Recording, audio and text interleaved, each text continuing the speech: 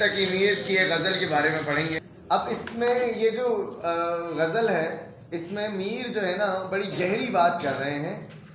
دنیا میں آنے کا مقصد بیان کرتے ہوئے اور اپنے دنیا میں ہونے کی وجوہات بیان کرتے ہوئے بات کرتے ہیں، اور پہلے شعر میں کہتے ہیں کہ فقیرانہ آئے صدا کر چلے، میاں خوش رہو ہم دعا کر چلے.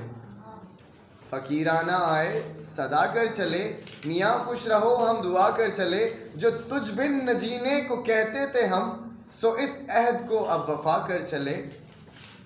دکھائی دیے یوں کہ بے خود کیا، ہمیں آپ سے بھی جدا کر چلے. جبیں سجدہ کرتے ہی کرتے گئی، جبیں سجدہ کرتے ہی کرتے گئی، حق بندگی ہم ادا کر چلے. کہیں کیا جو پوچھے کوئی ہم سے میر، جہاں میں تم آئے تھے کیا کر چلے. اب اس کو ذرا سمجھیں، صوفیانہ قسم کا کلام ہے. میر کہتے ہیں فقیرانہ آئے صدا کر چلے، یعنی ہم فقیرانہ اس دنیا میں آئے تھے، مانگتے ہوئے آئے تھے.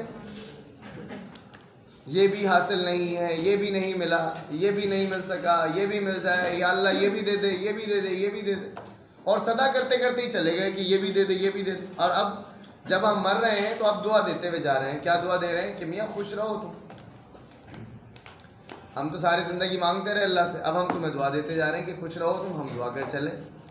جو تجھ بن نہ جینے کو کہتے تھے ہم جو اتنی بڑی بڑی باتیں کرتے تھے کہ تجھ بن نہ جی سکیں گے، لو اب اس عہد کو وفا کر چلے. ہم واقعی مر رہے ہیں، ہم تمہارے بغیر نہیں جی سکتے. جو تجھ بن نہ جینے کو کہتے تھے ہم، سو اس عہد کو اب وفا کر چلے.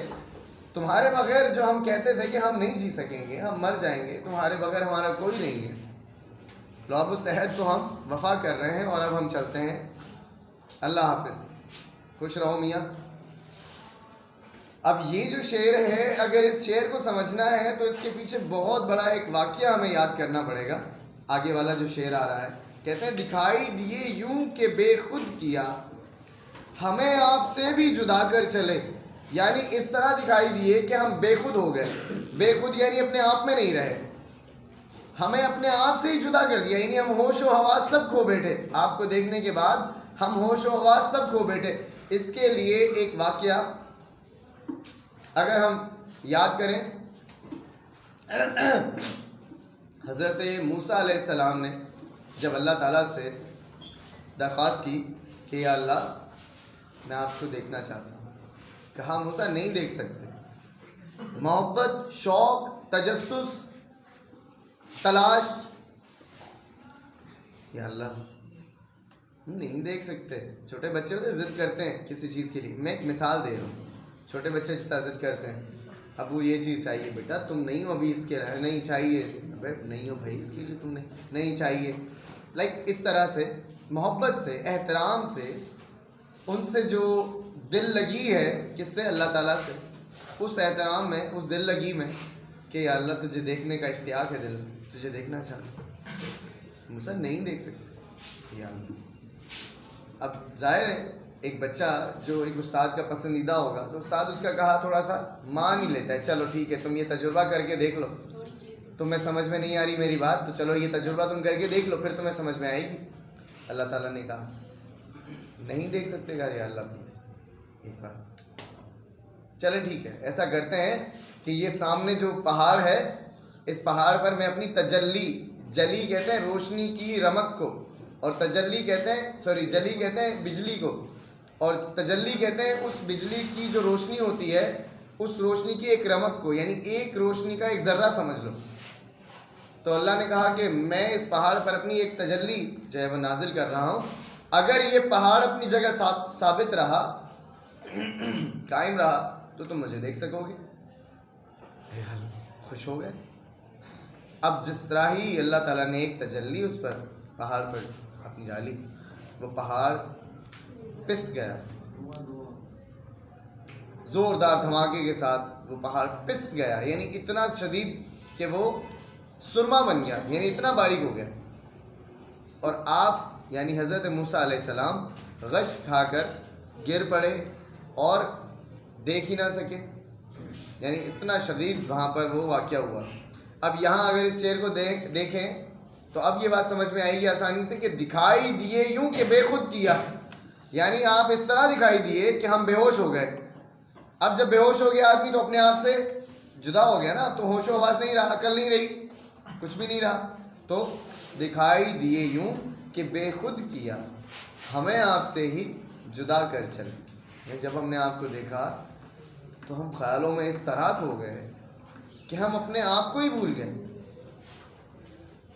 وہ تو حضرت موسیٰ علیہ السلام کا واقعہ آپ کو سمجھانے کے لیے، لیکن یہاں شاعر جس انداز میں کہہ رہے ہیں کہ دکھائی دیے یوں کہ بے خود کیا، ہمیں آپ سے ہی جدا کر چلے، کہ آپ کو جب ہم نے دیکھا تو دیکھنے کے بعد ہم بھول گئے کہ ہم بھی کوئی چیز ہے، ہماری بھی کوئی ہستی ہے دنیا.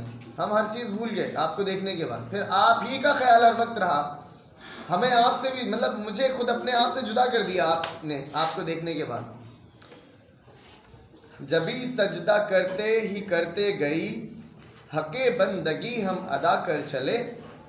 جبھی یعنی ماتھا مسلسل سجدہ کرتا رہا کرتا رہا کرتا رہا کرتا رہا، صرف جو بندگی کا حق تھا نا، یعنی عبادت گزاری کا جو حق تھا، ہم وہ ادا کر چلے. اگلے شعر میں اپنے آپ کو کرٹیک کر رہے ہیں، اپنے آپ کو کہہ رہے ہیں، کیا کہہ رہے ہیں؟ کہیں کیا جو پوچھے ہم سے میر، ہم سے جب کبھی کوئی کچھ پوچھ لے، ہم سے اگر کبھی کوئی پوچھ لے، وہ جس طرح میں اکثر کہا کرتا ہوں کہ ہمارا کردار یہ ہو کہ جب ہم کسی سے کوئی بات کہیں تو وہ 100% ویلڈ ہونی چاہیے، اور ہمارا کردار ایسا ہونا چاہیے کہ ہمارے پیچھے سے بیان کرنے والے خود بیان کریں کہ یہ بندہ ایسا نہیں ایسا ہے. مزہ تب ہے جب دشمن کھڑا ہو کر آپ کی تعریف کرے کہ یار دشمنی اپنی جگہ لیکن بندے میں یہ والی چیز نہیں ہے. مزہ تب ہے زندگی. یعنی دشمن بھی اگر ہو کوئی تو وہ بھی اتنا باکردار دشمن ہو اور وہ خود کھڑے ہو کر بیان کرے کہ نہیں ساری چیزیں اپنی جگہ، یہ برائی بھی اپنی جگہ، یہ برائی بھی اپنی جگہ، لیکن جو برائی تم اس وقت کر رہے ہو نا وہ برائی نہیں ہے بندے. یہ کردار ہمارا ہونا چاہیے.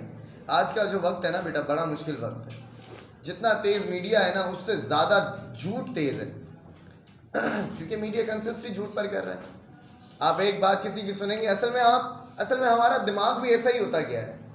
ہم نا لوگوں کے بارے میں نیگیٹو باتیں سننا زیادہ پسند کرتے ہیں بجائے پازیٹیو کے، اور ہم یہ سوچ کر بیٹھ جاتے ہیں کہ ہاں یہ نیگیٹو بات ہوگی ضرور، یہ ہوگی ضرور. ہم اس سے صفائی کا موقع ہی نہیں دیتے، ہم اس سے پوچھتے ہی نہیں بھائی مجھے یہ بات پتہ چلی، آپ بتائیں اس کے بارے میں.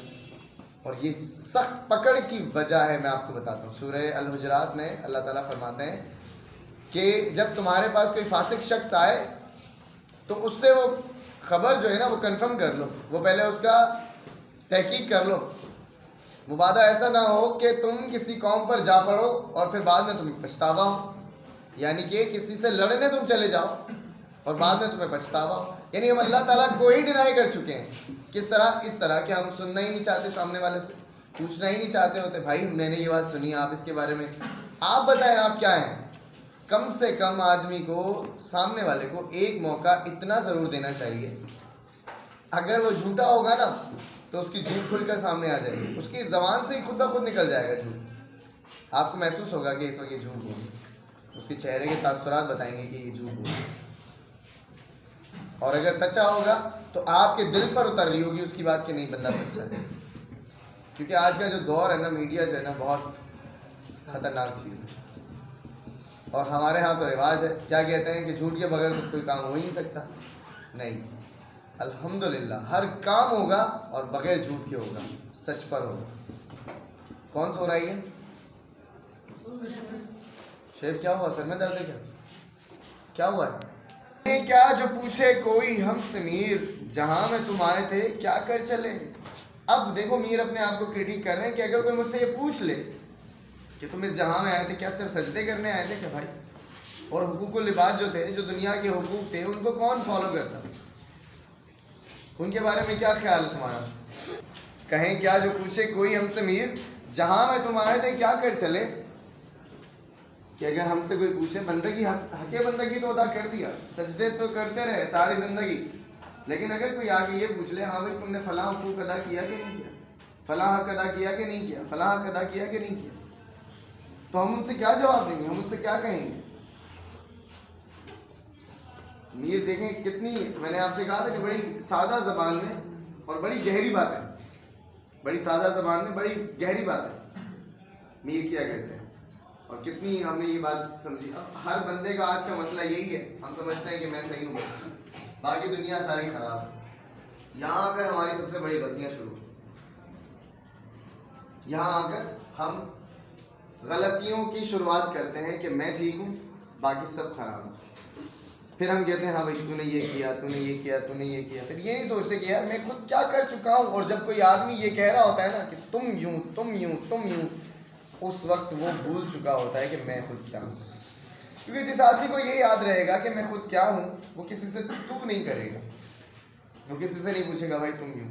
ہاں البتہ اصلاحی طور پر اگر کبھی کوئی دیکھتا ہے وہ اس کو اصلاح کرے گا کہ دیکھو اگر یہ کام ایسے نہیں تو ایسے اگر کر لے تو پھر کیسا رہے.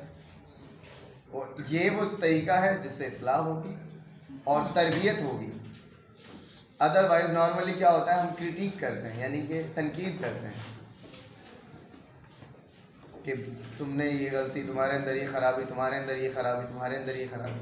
اور ہمارا عجیب دماغ خراب ہو چکا ہے بھائی. بات ہے جب کوئی اچھی بات سمجھاتا ہے نا, ہم سننا ہی نہیں چاہتے, ہم چاہتے ہی نہیں کہ اس کی بات سنیں کہ یہ کیا فرما رہے ہیں, کیا کہنا چاہ رہے ہیں. ہم کہتے ہیں نہیں خیر.